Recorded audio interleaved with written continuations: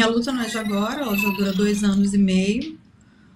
E a gente, há um mês e meio, mais ou menos, um mês, assim que os aviões da FAB começaram a sair do Líbano, eu tive uma conversa até respeitosa com o genitor, e ele manifestou interesse em voltar para o Brasil, para tirar as meninas da guerra, né?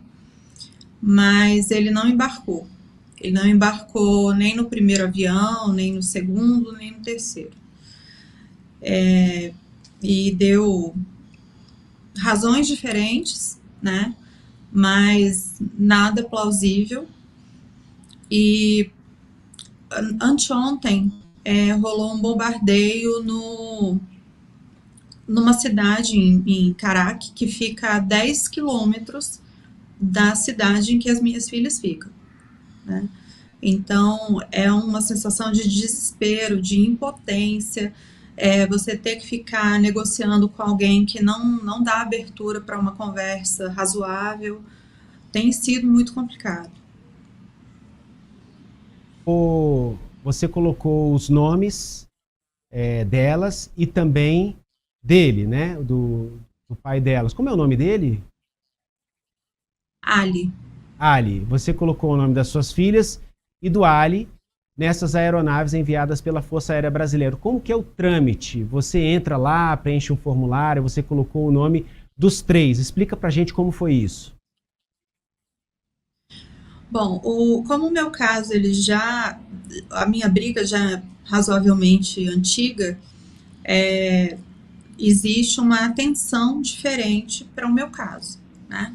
Então, quando eu conversei com ele, ele falou que queria vir para o Brasil, eu esperei ele se manifestar para isso. Eu entrei, tem um formulário que foi disponibilizado pelo governo para você manifestar o interesse de entrar no voo. Então, eu preenchi um formulário para cada, né, um para cada criança e um para ele. Eles pedem várias informações, inclusive com quem você vai viajar, se alguém tem deficiência, se alguém é criança e tal. E você envia. Depois disso, eu não recebi nenhum aviso com muita antecedência, não. Eu recebi uma mensagem à noite, 9h30 da noite, do primeiro voo, inclusive ele foi adiado. E os outros contatos que fizeram comigo foi durante a madrugada. Ou eles mandavam mensagem, logo em seguida eles ligavam para confirmar que haveria um embarque. Em todas as vezes eu confirmei o embarque, porque eu tinha esperança que eles fossem embarcar. A Embaixada do Brasil no Líbano, ela me acompanha desde o primeiro dia. A Polícia Federal aqui no Brasil, Interpol, também fazem acompanhamento desse caso, porque quando eu consegui o processo de guarda, quando eu consegui a guarda unilateral, o juiz, como as crianças estavam em poder dele, o juiz emitiu um pedido de busca e apreensão. Nesse pedido, ele já colocou, pediu para incluir o nome das meninas na difusão amarela da Interpol, porque elas são consideradas crianças desaparecidas. A partir do momento que o genitor não fala qual é o endereço, eu tenho noção de onde eles estão, porque eu sei o nome da vila que os pais dele moram. E ele mora com os pais. E esse nome, então, entrou na difusão amarela da Interpol. Chegou a ser colocado lá. Sim. Por algum motivo, tava o nome na difusão amarela, e por alguma razão uma pessoa consultou e entrou em contato comigo e falou: Bianca, tiraram o nome delas. E eu já acionei minha advogada e falei: olha, o que está acontecendo? O caso não foi resolvido. Como que tira o nome de 2 crianças de 6 anos que não voltaram para o país ainda, né? Então você deixa a brecha para o genitor se movimentar para qualquer país e eu não saber onde elas estão. Aí fica muito mais difícil. E aí a gente conseguiu reinserir. Perfeito. Bianca, Conta pra gente quais foram os processos, porque você comentou que tem a guarda unilateral, então acho que você conseguiu isso na justiça, possivelmente a revelia, porque ele não participou das audiências aqui, então para a justiça você é a única detentora da guarda das filhas. E aí eu queria saber como que é tratado esse caso na esfera criminal aqui no Brasil. Como a justiça, pelo conhecimento que você já tem sobre esse assunto, como que a justiça trata esse tipo de questão, como a polícia trata esse tipo de questão? Bom, antes de tudo, a gente precisa entender que existe um acordo entre alguns países que chama Convenção de Haia. Esse acordo é bilateral e ele faz com que, basicamente, de maneira bem grosseira, que a nossa justiça consiga entrar no outro país para fazer uma execução. O Líbano não é signatário da Convenção de Haia, então isso dificulta muito. Quando você aciona, por exemplo, o Ministério da Justiça, você esbarra na frase: mas o Líbano não é signatário da Convenção de Haia, não podemos ajudar. Eles têm se não me engano, a CAF, eles têm essa área lá que trabalha exatamente com esse tipo de situação. Mas no meu caso, como o Líbano não é signatário, eles têm uma interferência limitada. No início, o que acontece? Ele saiu daqui com elas no dia 16 de abril de 2022. No dia 18 era para ele entregar na escola, que era uma segunda-feira. No domingo, quando ele saiu daqui, eu ainda falei: olha, eu liguei, né? Você esqueceu as mochilas. Aí ele: amanhã eu pego. Pra mim tá tudo certo, né? Só que o amanhã não chegou, né? E aí no domingo à noite ele me ligou de lá, me ligou do telefone da irmã dele, que mora lá, e no início eu não atendia, porque ela não fala português, e aí ele mandou uma mensagem: atende que sou eu.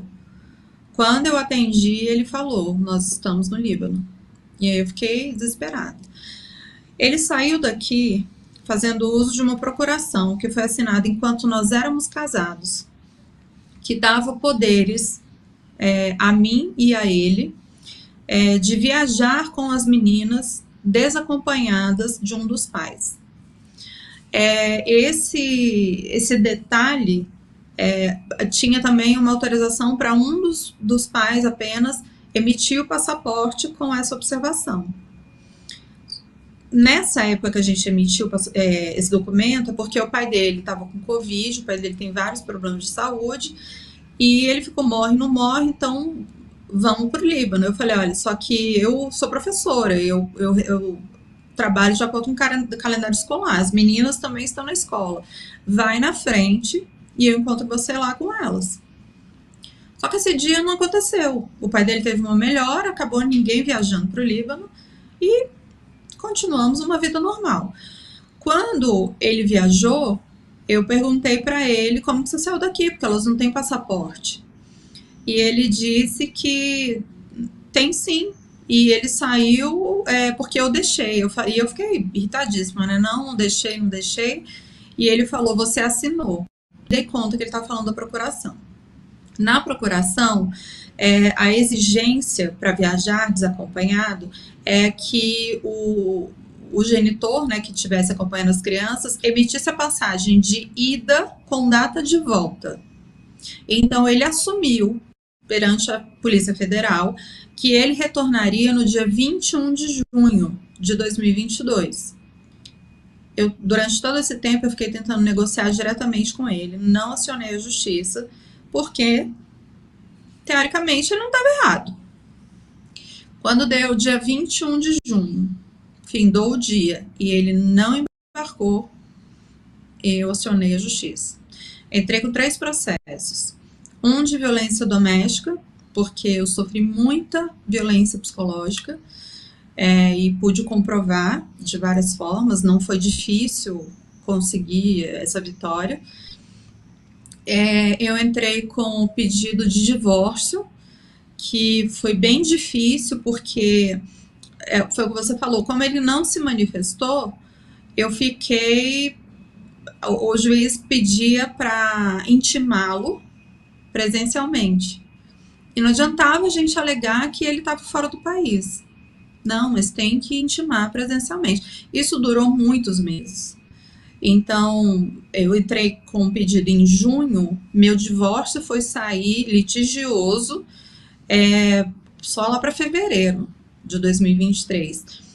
E mesmo assim, o juiz ainda, como percebeu, se rendeu à situação de que ele não encontraria o genitor, ele ficou durante 30 dias um aviso, no diário da Justiça, falando que aquele divórcio estava acontecendo. Como não houve manifestação, foi feito o divórcio, aí consegui.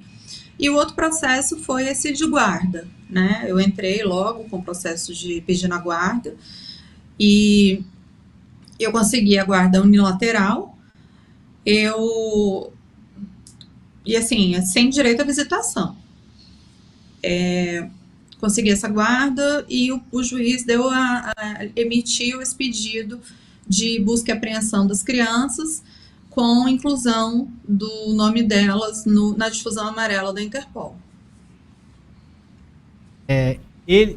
Pelo que a gente entende aqui superficialmente sobre esse assunto, não se configura, por exemplo, um crime de sequestro. Não seria interpretado pela justiça como um rapto, não é isso? A justiça brasileira não reconhece como crime sequestro interparental. Isso não existe no Código Penal. E aí, tudo bem, ele saiu legal, mas a permanência dele é ilegal. A permanência ilegal não está prevista no Código Penal também. Ou seja, nada é crime. Ou seja, você confiou mais uma vez e colocou o nome delas e o nome dele nessas aeronaves 3 vezes para ver se em algum desses voos de repatriação ele cedesse, finalmente fosse convencido de retornar ao Brasil com as filhas de vocês. E não veio. Porque ele manifestou. Exatamente. Ou seja, a gente poderia até dizer, bom, ele não vem porque tem medo de chegar aqui no Brasil, por exemplo, e ser preso. Mas não se fundamenta esse medo, já que não existe um crime de sequestro nesse caso. Não. Inclusive, quando ele disse que queria vir, ele colocou várias condições. Eu combinei com ele que eu arrumaria um lugar para ele ficar, que eu ajudaria para ele voltar para o mercado de trabalho, e eu disse que eu não impediria o contato dele com as meninas. E até aí estava tudo bem. Sobre a prisão, eu sempre falei isso para ele, mas ele não acredita, O próprio advogado dele já falou isso para ele. Nesse período também que a gente estava conversando sobre a possibilidade dele ir a FAB, o advogado dele procurou as minhas advogadas e perguntou se eu tinha interesse no acordo. Aí eu falei, sim, propõe, Isso foi numa segunda-feira. Na sexta-feira, ele mandou uma mensagem falando que eles permaneceriam no Líbano. Então, nem veio uma proposta. Que você falou com elas? Oi? Qual foi a última vez que você falou com elas?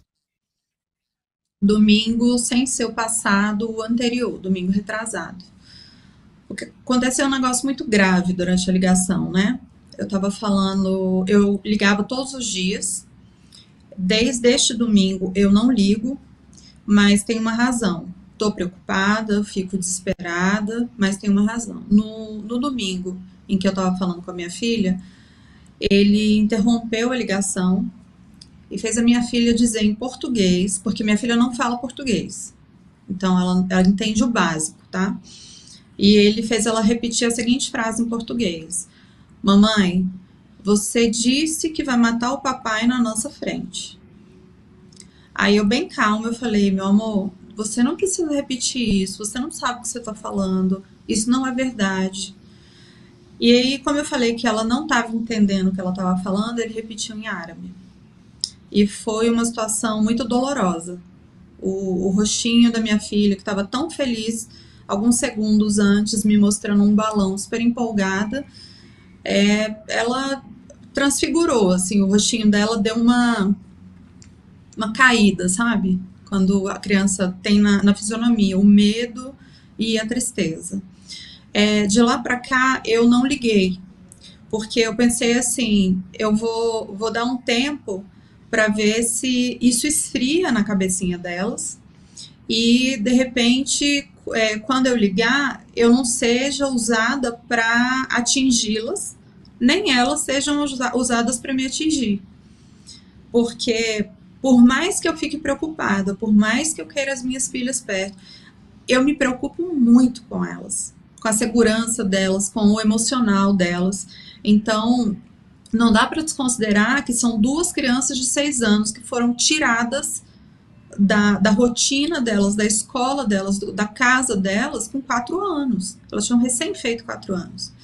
Então, isso para mim é muito importante. Então, eu achei a situação muito grave e eu, desde então, não tenho falado com elas. Até porque eu recebo mensagens com frequência, mensagens agressivas, com xingamento, né, me falando que o que eu falo é mentira, mas o que eu tenho para falar, o que eu registro, por exemplo, na rede social, que é aberta, tudo que eu falo eu posso provar. Qual é o perfil no Instagram? É no Instagram, maternidade roubada, maternidade _ roubada. Bianca, você já pensou, já cogitou em ir para lá? Tentar de alguma forma, pessoalmente, algum resultado concreto? Já pensei, mas a minha família me convenceu que eu estava ficando maluca. Porque o que eu penso, assim, primeiro, houve durante muito tempo, durante mais de um ano, uma insistência da parte dele para que eu fosse para lá. Eu já achava isso muito estranho. Considerando que ele não é uma pessoa confiável, meu passaporte estava até vencido na época. Eu lembro que eu fui para tirar o passaporte e a minha tia guardou o passaporte. Ela falou: eu sei que você está num momento complicado, de muita confusão, de muita dúvida, mas eu não posso. A minha mãe é falecida, então ela é minha madrinha, ela assume esse papel, né? Ela falou: eu não posso deixar você tomar uma decisão tão perigosa, né? Porque o que a gente pensa é que aqui no Brasil eu fui vítima de violência doméstica. Aqui no Brasil a gente tem lei de proteção à mulher, eu tenho família, eu tenho amigos, eu sei onde ficam as delegacias, se eu tiver uma emergência, eu sei como me virar, porque eu nasci e fui criada aqui. No entanto, no momento em que eu coloco o pé num país árabe, cuja língua eu não falo, eu não consigo me comunicar com clareza, eu não conheço os lugares. Aos poucos eu fui descobrindo como que funciona lá dentro do Líbano para você chegar aos lugares, né?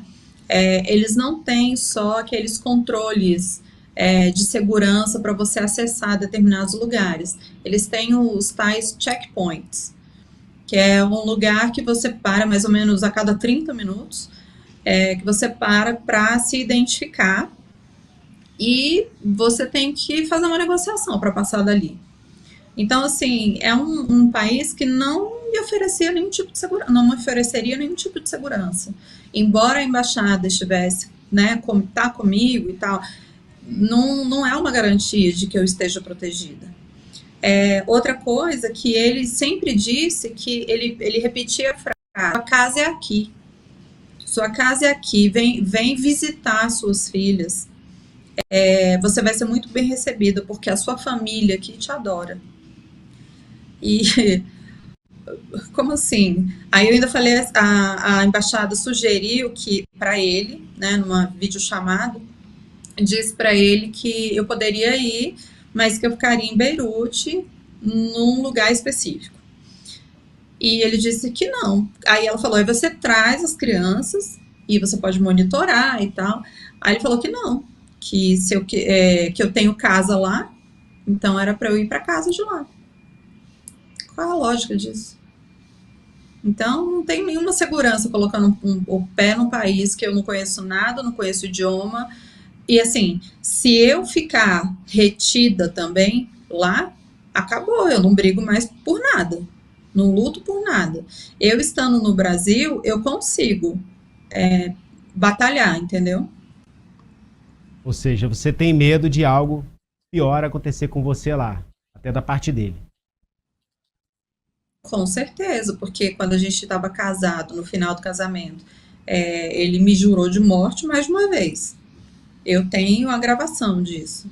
Então, assim, quem na minha terra me ameaça dessa forma, o que que não vai fazer fora? Bianca, é difícil a gente ter alguma coisa aqui para falar para você que, de certa forma, alivie um pouco o seu sofrimento, o seu desespero, a sua dor. Eu me solidarizo com você até como um pai que tem uma filha na mesma idade. Tenho 2 filhos e a minha filha na mesma idade. A gente espera do fundo do coração que você consiga vê-las em breve, ter elas de volta, junto com você, em definitivo. Que isso se resolva sem qualquer litígio adicional, além de todos os conflitos que você já está enfrentando. Saiba que aqui no Brasil Agora, no SBT, no SBT News, todos nós nos solidarizamos com a sua dor. Portas sempre abertas para você, sempre que houver alguma atualização, ou que você quiser mandar alguma mensagem, seja para ele, para elas, ou para as autoridades brasileiras, ou para as autoridades libanesas, a gente vai seguir à disposição. O mínimo que a gente pode fazer aqui, em respeito à sua dor e à sua confiança de deixar a gente conduzir essa conversa com você, é te retribuir com esse respeito e com essa solidariedade. Muito obrigada. Desejo demais, do fundo do coração, que você tenha sucesso aí nessa luta e que a gente possa ter notícia boa para dar no meio disso tudo. E que a gente consiga superar principalmente essa fase mais delicada de bombardeios, de guerra, com que toda essa violência não chegue nem perto da sua filha, apesar disso ser difícil, a gente saber que ali está toda uma região em conflito, mas que pelo menos ali, naquele território ali delas, ali no seio onde elas estão ali, pelo menos ali haja uma imunidade, com Deus esteja olhando ali para aquele lugar e que conceda ali uma proteção para que nada de ruim dessa guerra alcance a vida e a integridade física e emocional delas e, consequentemente, de você também. Obrigado. Amém. Obrigado. E a gente segue à disposição, Bianca. Obrigado. Muito obrigada, Jéssica. Obrigada pela abertura, tá? Obrigada pelo respeito com que você trata a minha história. E eu agradeço muito o apoio do SBT, de todos vocês. Muito obrigada.